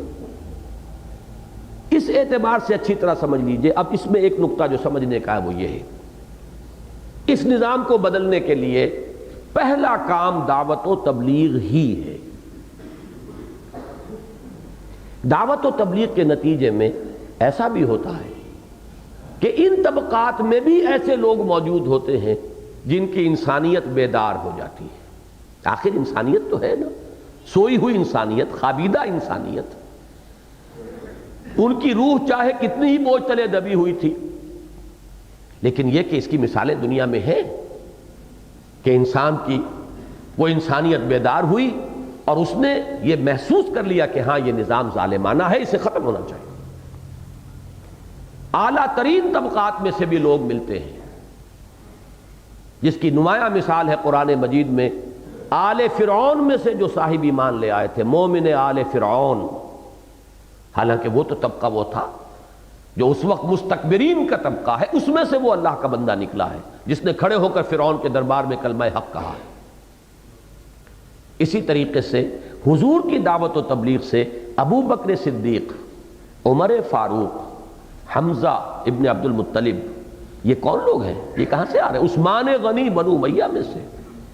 یہ تو طبقہ اونچا طبقہ ہے نا، لیکن یہ کہ ان میں بھی جو نیک روحیں تھیں، جن کی طبع سلیم تھی، جن کی انسانیت مردہ نہیں ہو چکی تھی، وہ دعوت نبوی سے آئے آپ کے گرد، جیسے شمع کے گرد پروانے آتے ہیں، جمع ہو گئے۔ لیکن اس لیکن کو بڑی اہمیت کے ساتھ سنیے، لیکن یہ تاریخ کی ایک انمٹ حقیقت ہے، ناقابل تردید حقیقت، کہ اکثریت نہیں آیا کرتی۔ ادھر گنیں گے سرداران قریش تو ان کی تعداد کثیر نظر آئے گی۔ دعوت و تبلیغ محمد الرسول اللہ صلی اللہ علیہ وسلم کی، اب ان سے بڑا مبلغ تو پیدا نہیں ہوگا، نہ پہلے ہوا نہ بعد میں ہوگا، اور جتنی محنت شاقہ انہوں نے کی، واقعہ یہ ہے کہ کسی انسان کے بس میں نہیں ہے۔ لیکن دعوت و تبلیغ، 10 برس کی دعوت و تبلیغ محمد الرسول اللہ کی، اور نتیجہ یہ کہ مکے کے ایک شہر میں سے 100 سے زائد آدمی نہیں نکلے۔ ان میں غلام بھی تھے، ان میں نوجوان بھی تھے، جو اونچے خاندانی لوگ، اونچے طبقے سے تعلق رکھنے والے کتنے ہوں گے۔ اب نتیجہ کیا نکلتا ہے کہ اگر نظام کو پلٹنا ہے تو اب ناگزیر طریقہ یہ ہے کہ جو آ گئے ہیں ان کو منظم کرو، ان کو طاقت بناؤ، قوت بناؤ، ان کے اندر ایثار اور قربانی کا مادہ پیدا کرو، سرفروشی کا جذبہ پیدا کرو، جان دینے کے لیے آمادگی پیدا کرو، اور اس اقلیت کو ایک طاقت بنا کر اس اکثریت کے ساتھ ٹکراؤ۔ اس کے بغیر انقلاب نہیں آئے گا۔ یہ طریق انقلاب ہے۔ جب تک اس طاقت کا استعمال نہیں ہوگا انقلاب کبھی نہیں آئے گا۔ دعوت سے، تلقین سے، تبلیغ سے، نصیحت سے افراد کچھ ملیں گے آپ کو، یقیناً ملیں گے۔ ان افراد کو اب جمع کرنا ہوگا۔ با نشہ درویشی در ساز و دمادم زن، چون پختہ شوی خودرا بر سلطنت جم سن۔ دعوت، تبلیغ، تلقین، تذکیر، تزکیہ، نصیحت، اس سے افراد کو لیجئے جن کی طبع سلیم ہے، جن کی انسانیت بیدار ہو گئی، ان کو جمع کیجئے، اور جمع کر کے انہیں ایک طاقت بنائیے، قوت بنائیے، بنیان مرصوص بنائیے، منظم کیجئے۔ ان میں سے ایک ایک شخص جو ہے وہ تربیت یافتہ ہو کر سینکڑوں پر بھاری ہو جائے گا، اور پھر اس طاقت کو ٹکرائیں اس نظام باطل سے، اس ظالمانہ نظام سے، اس کے نتیجے میں انقلاب آئے گا۔ انقلاب صرف دعوت سے، تبلیغ سے، تلقین سے، واعظ سے، نصیحت سے نہیں ہے۔ یہ بات ہے جو فرمائی وَأَنزَلْنَا الْحَدِيدَ، ہم نے لوہا بھی اتارا ہے۔ یہ ٹکڑا ہے اس آیت کا جس کے حوالے سے میں کہہ رہا ہوں کہ دنیا بھر کے انقلابی لٹریچر میں آپ کو اس کے ہم وزن کوئی عبارت نہیں مل سکے گی۔ کس قدر کھلم کھلا قرآن کہہ رہا ہے، ہم نے لوہا اتارا ہے ان بگڑے ہوئے لوگوں کی سرکوبی کے لیے، ان ظالموں اور مستکبروں کی بےخنی کے لیے لوہا اتارا۔ وہ کبھی نہیں چاہیں گے، وہ راستہ نہیں دیں گے، وہ ٹھنڈے پیٹوں برداشت نہیں کریں گے کہ عدل قائم ہو۔ معلوم یہ ہوا کہ انقلاب کے لیے اور عدل کے نظام کو قائم کرنے کے لیے طاقت کا استعمال ناگزیر ہے۔ اس کے بغیر انقلاب نہیں آتا، ظلم کا خاتمہ نہیں ہو سکتا، استبداد ختم نہیں ہوگا۔ انزلنا الحدید فیہ باس شدید، اس میں سخت جنگ کی صلاحیت ہے۔ یہ باس کے لفظ کو پہچانیے، یہ جب جمع میں آتا ہے باسا تو اس کے معنی ہوتی ہے فقر و فاقہ، بھوک، اور جب واحد آتا ہے اس سے مراد ہے جنگ۔ باس کے ویسے لفظی معنی ہے قوت، شدت، طاقت۔ جمع میں آتا ہے باسا، یہ ہمارا جو منتخب نصاب کا درس نمبر 2 ہے اس میں یہ جمع اور واحد ایک ہی جگہ پر یکجا آ گئے ہیں الفاظ۔ وَالصَّابِرِينَ فِي الْبَأْسَاءِ وَالضَّرَّاءِ وَحِينَ الْبَأْسِ، اور صبر کرنے والے فقر و فاقہ میں، تنگی میں اور تکلیفوں میں، جسمانی مضرت میں، ایذا میں اور جنگ کے وقت۔ فیہ باس شدید، یہ لوہا جو ہم نے اتارا، پہلی بات تو یہ کہ لوہے کے اتارنے سے مراد کیا ہے؟ ویسے تو قرآن مجید میں انزلنا کا لفظ اللہ تعالیٰ کی طرف سے کسی چیز کی تخلیق کے لیے بھی مستعمل ہے، ضروری نہیں کہ اوپر ہی سے اتارا جائے، اس لیے کہ من الانعام ثمانیۃ ازواج سورہ انعام میں اس کے لیے بھی لفظ انزلنا آیا ہے، اتارا، وہ تخلیق کے لیے بھی اکثر لوگوں نے مراد یہ لیا ہے۔ لیکن ایک نقطہ یہ ہے، بعض حضرات یہ کہتے ہیں، مجھے تو اس کی تحقیق نہیں ہے، کہ واقعتاً روئے ارضی پر جو لوہا ہے وہ زمینی شے نہیں ہے، یہ وہ جو ثاقب ٹکراتے رہے ہیں زمین سے، میٹیورائٹس، اس کی وجہ سے زمین کے اندر لوہا آیا ہے، یہ ہے واقعتاً اس زمین کی اصل شے نہیں ہے، بلکہ یہ باہر ہی سے اس زمین کے اوپر پھینکا گیا ہے۔ بارہا وہ جو میٹیورائٹس جو آ کر یہاں پہ ٹکراتے رہے ہیں، انہی سے یہ لوہا جو ہے زمین کے اندر پیدا ہوا ہے۔ بہرحال اگر وہ ہے تو پھر تو لفظ انزلنا جو ہے لفظی اور لغوی طور پر بھی اس کا اطلاق صحیح ہو جائے گا۔ وَأَنزَلْنَا الْحَدِيدَ فِيهِ بَأْسٌ شَدِيدٌ، ہم نے لوہا بھی اتارا، اس میں بڑی جنگ کی طاقت ہے، اسلحہ اس کا بنتا ہے۔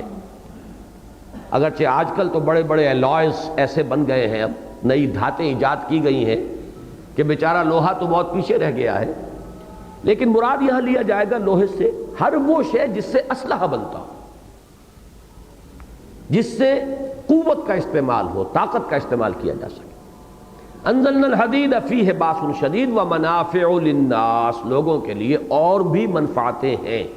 اب یہ انداز بتا رہا ہے کہ اس کی اصل منفعت تو یہی ہے کہ اس سے اسلحہ بنتا ہے، البتہ دوسری یہ گویا کہ اس کے یعنی ثانوی مفادات ہیں یا اس کے ثانوی فوائد ہیں۔ اس سے قینچی بھی بنا لی آپ نے، اس سے پھکنی بھی بنا لی، چمٹا بنا لیا، اس سے اور آپ نے چیزیں اپنے استعمال کی بنا لی، لیکن اصلاً فیہ باس شدید۔ اب اس ایک ٹکڑے کے اندر جو کچھ مثمر ہے اس کو پہچانیے، اور نتیجہ بتایا وَلِيَعْلَمَ اللَّهُ مَن يَنصُرُهُ وَرُسُلَهُ بِالْغَيْبِ، اور تاکہ اللہ یہ دیکھ لے، لفظی ترجمہ ہے جان لے، لے یعلم، لیکن چونکہ اللہ کا علم قدیم ہے لہذا یہاں ترجمانی کرتے ہوئے اللہ دیکھ لے، اللہ ظاہر کر دے کہ کون ہے اس کے وہ وفادار بندے جو لوہے کی اس طاقت کو ہاتھ میں لے کر من ینصرہ ورسلہ بالغیب، جو مدد کرتا ہے اللہ کی اور اللہ کے رسولوں کی غیب میں ہونے کے باوجود۔ اب یہ غیب کا لفظ جو ہے یہ دونوں معنی میں آ سکتا ہے، اللہ غیب میں ہے یا ہم غیب میں ہیں۔ میں نے کل جمعے میں بھی وہ علامہ اقبال کے اشعار سنائے تھے، کرا جوئی چرادر پیچ و تابی کہ او پیداست تو زیر نقابی، کس کو تلاش کر رہے ہو، کس پیچ و تاب میں ہو، وہ اللہ جو ہے وہ تو عیاں ہے، تم حجاب میں آ گئے ہو، نقاب میں آ گئے ہو۔ تو یہ ایک ہی بات ہے، ایک پردہ ہمارے اور اللہ کے مابین حائل ہے۔ با کو اگر ظرف کے معنی ملیں گے بالغیب تو گویا کہ ہم غیب میں ہیں۔ میں نے ایک اپنے ہائی اسکول کے زمانے میں بھی ہمارے کورس میں عربی کی ایک نظم تھی، وہ بڑا پیارا شعر تھا اس کا کہ اغیب و ذلطائف لا یغیب وارجو ہو رجا لا یخیب، میں غائب ہو جاتا ہوں، وہ اللہ غائب ہونے والی ہستی نہیں ہے، ہم غائب ہیں، ہم محجوب ہیں۔ اسی معنی میں عرض کیا کرتا ہوں کہ شیخ علی حجویری رحمۃ اللہ علیہ کی کتاب کشف المحجوب، اس کا نام جو ہے بڑی عظمت کا حامل ہے۔ ہم محجوب ہیں، ہمارے حجابات کو اٹھانے کی کوشش کی ہے اس اللہ کے بندے نے وہ کتاب لکھ کر کہ یہ حجابات جو ہیں ہم پر جو آ گئے ہیں یہ ہٹ جائیں۔ ہماری نگاہیں جیسی قیامت کے دن ہوگا کہ فرمایا گیا کہ فَبَصَرُكَ الْيَوْمَ حَدِيدٌ، آج تو تمہاری نگاہ بڑی تیز ہے، ہر شے کو دیکھ رہی ہے۔ اس دنیا میں جب تک ہم ہیں ہماری نگاہوں پر غیب کا پردہ ڈال دیا گیا، اور اصل حقائق جو ہے اس کائنات کے وہ غیب کے پردے کے اس دوسری طرف ہے۔ اب اللہ تعالیٰ نے اب دیکھیے اس زندگی کا مقصد بیان فرمایا امتحان، خلق الموت والحیات لیبلوکم ایکم احسن عملا، یہی امتحان ہے جو بڑی شدید شکل میں آتا ہے اہل ایمان پر ابتلا کی شکل میں۔ مصائب آ رہے ہیں، تکلیفیں آ رہی ہیں، جان دینی پڑ رہی ہے، جان جوکھوں کے کام کرنے پڑ رہے ہیں اللہ کے لیے۔ جو اس میں کامیاب ہو گیا وہ کامیاب، جو پیٹھ دکھا گیا ناکام۔ یہی اللہ تعالیٰ دیکھنا چاہتا ہے کہ کون ہے اس کے وفادار بندے جو لوہے کی طاقت کو ہاتھ میں لے کر اللہ کی مدد کرتے ہیں، یعنی اللہ کے دین، اس کے عطا کردہ نظام عدل و قسط کو نافذ کرنے کے لیے لوہے کی طاقت لے کر میدان میں آتے ہیں اور اس کے رسولوں کی مدد کرتے ہیں۔ غور کیجئے، رسولوں کو کس لیے بھیجا؟ تاکہ اس نظام عدل و قسط کو قائم کریں۔ نظام کس کا دیا ہوا ہے؟ اللہ کا، لہذا اس نظام کو قائم کرنا اللہ کی مدد ہے۔ رسولوں کو کس لیے بھیجا؟ کہ اللہ کے اس نظام کو قائم کریں، لہذا جو ان کے ساتھی بنے وہ رسولوں کی مدد کر رہے ہیں۔ لِيَعْلَمَ اللَّهُ مَن يَنصُرُهُ وَرُسُلَهُ بِالْغَيْبِ، تاکہ اللہ تعالیٰ یہ دیکھ لے کہ کون ہے اس کے وفادار بندے جو نقد جان ہتھیلی پر رکھ کر میدان میں آتے ہیں اور لوہے کی طاقت استعمال کرتے ہیں ان لوگوں کی سرکوبی کے لیے جو اللہ کے عطا کردہ اس نظام عدل و قسط کی راہ میں رکاوٹ بن رہے ہوں اور اس کے قائم کرنے میں مانع ہو رہے ہوں۔ یہ ہے اس حدید کے انزال کا، لوہے کے اتارنے کا مقصد۔ آپ خود اندازہ کیجئے کہ اتنے روشن، اتنے کھلے الفاظ جو ہیں انقلابی، آپ کو دنیا کے کسی انقلابی لٹریچر میں نہیں ملے گی۔ کوئی اپولوجیٹک انداز نہیں ہے یہاں۔ بدقسمتی سے ہم پر ایک دور گزرا ہے، ہم مغلوب تھے، مغرب کی اقوام ہم پر غالب آ گئی تھی، وہ ہمارا ہر طرح سے مذاق اڑاتے تھے، ہم پر فقرے چست کرتے تھے، مرتے کو مارے شاہ مدار۔ اسی میں ان کی طرف سے ایک بات یہ بھی بڑے زوردار انداز میں آئی کہ بوئے خون آتی ہے اس قوم کے افسانوں سے، اسلام تلوار سے پھیلا ہے، یہ بڑے خونخوار لوگ ہیں، بڑا خونخوار مذہب ہے۔ اس کا ایک نتیجہ نکلا کہ ہمارے ہاں ایک اپولوجیٹک، معذرت خواہانہ انداز پیدا ہو گیا، اور ہمارے ہاں اکثر جو سیرت نگار تھے اور تاریخ نگار مورخین، انہوں نے یہ انداز اختیار کر لیا کہ نہیں، اسلام نے کبھی تلوار استعمال نہیں کی، صرف مدافعانہ جنگیں کی ہیں، ہم نے کبھی بھی طاقت کا استعمال نہیں کیا۔ یہ در حقیقت تاریخ کی تحریف ہے۔ اچھی طرح جان لیجئے کہ لا اکراہ فی الدین یہ ہے انفرادی سطح پر، کسی بھی شخص کو بالجبر مسلمان نہیں بنایا گیا اور نہ بنانا جائز ہے۔ اگر بالجبر مسلمان بنایا جاتا تو ہندوستان میں ایک بھی ہندو نہ رہتا، سب مسلمان ہوتے۔ عظیم مملکت ہماری قائم رہی ہے، کوئی ایک عیسائی جو ہے ہسپانیہ کے اندر باقی نہ بچتا۔ بالجبر اگر انہیں عیسائیوں کو مسلمان بنایا گیا ہوتا تو تاریخ جو ہے انکار کر رہی ہے، بات کر رہی ہے، لا اکراہ فی الدین۔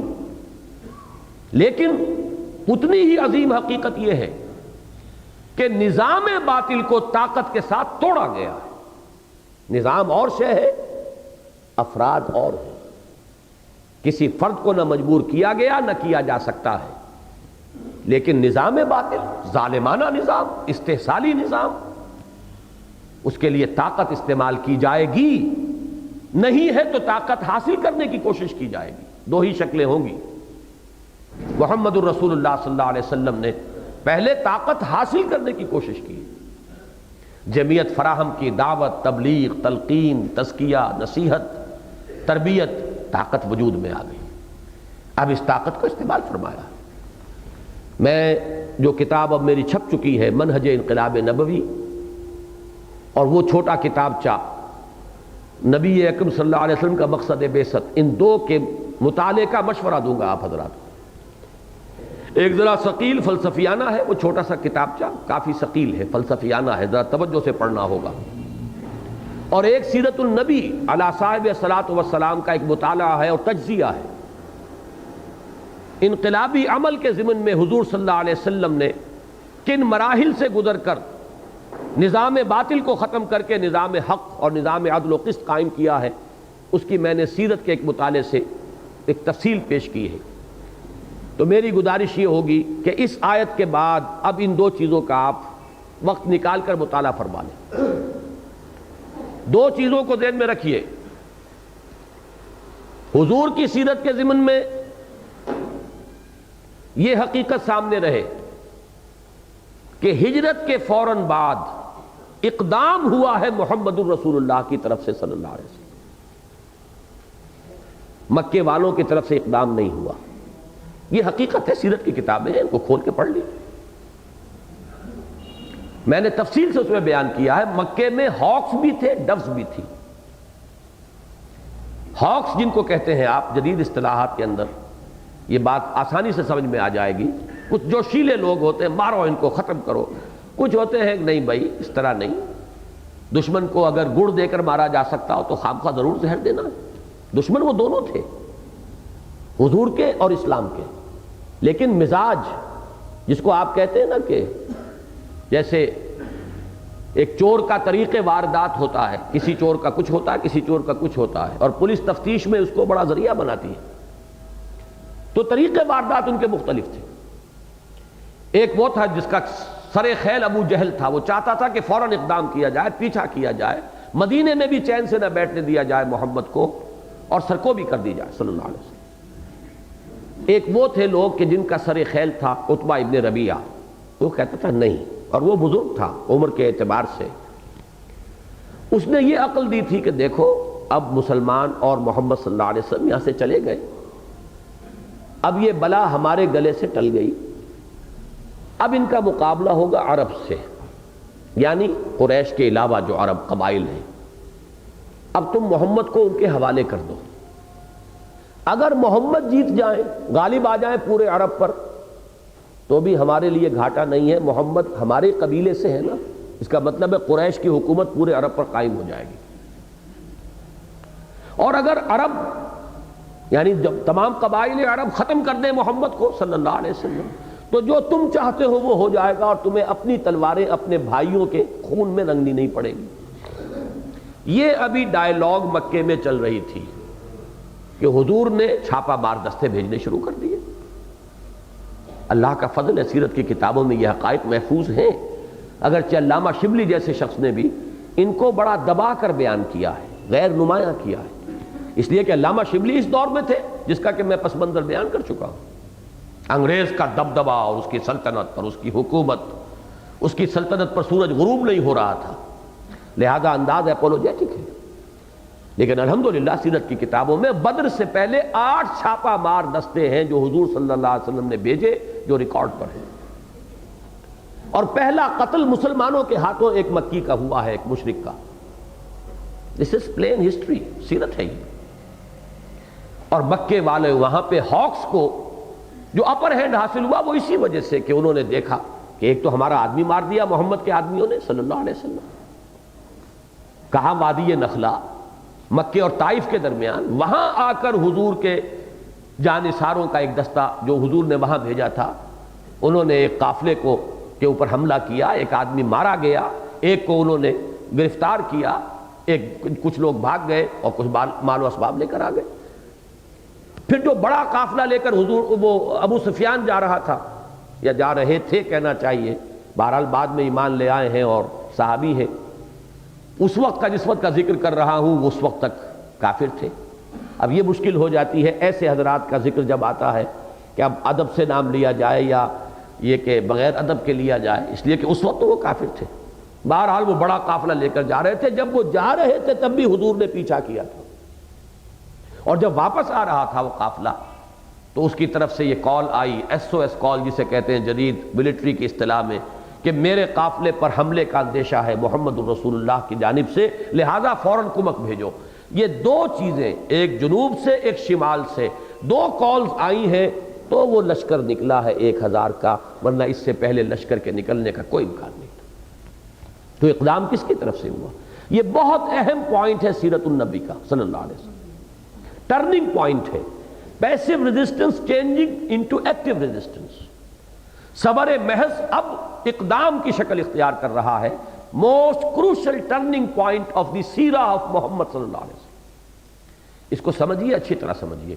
ہمیں افسوس ہے کہ آج بھی ہمارے کچھ بزرگ، میں بعض اوقات کہا کرتا ہوں کہ سر سید پر تو رحم آتا ہے، وہ اس دور کے آدمی ہیں جبکہ سائنس کا بڑا غلبہ تھا اور بڑا روب اس کا تھا، وہ سائنس کو قرآن مجید کے اوپر رکھ کر اور دین کی بہت سی حقیقتوں کی انہوں نے جو توجیہ کی ہے، وہ واقعہ یہ ہے کہ قرآن میں تحریف کے مترادف ہے۔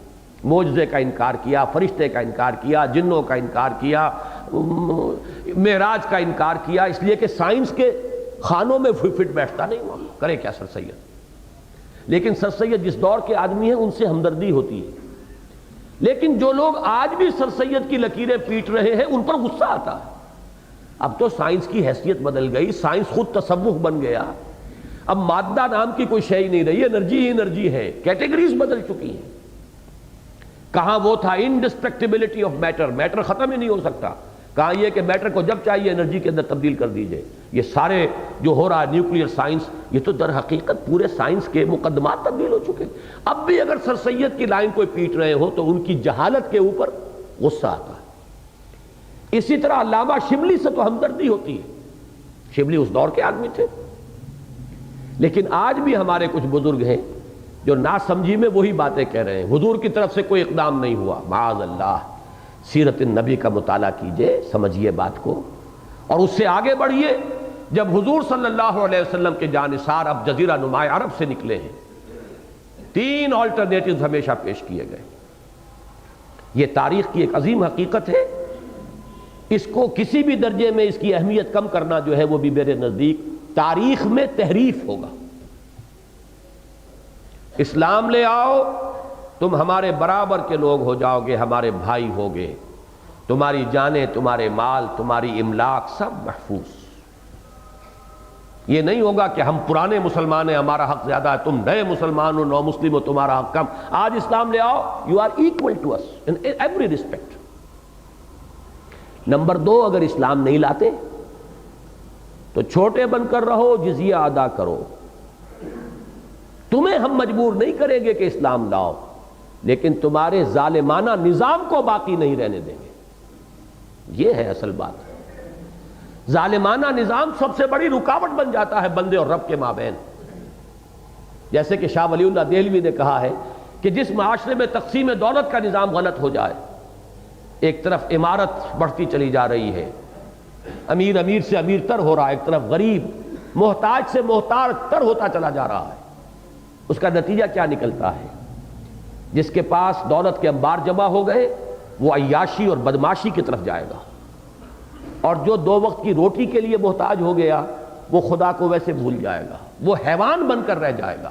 جیسے لدو اونٹ ہو، جیسے کولو کا بیل ہو، ویسے انسان بن کر رہ جائے گا، اس کے اندر انسانیت کہاں رہ جائے گی؟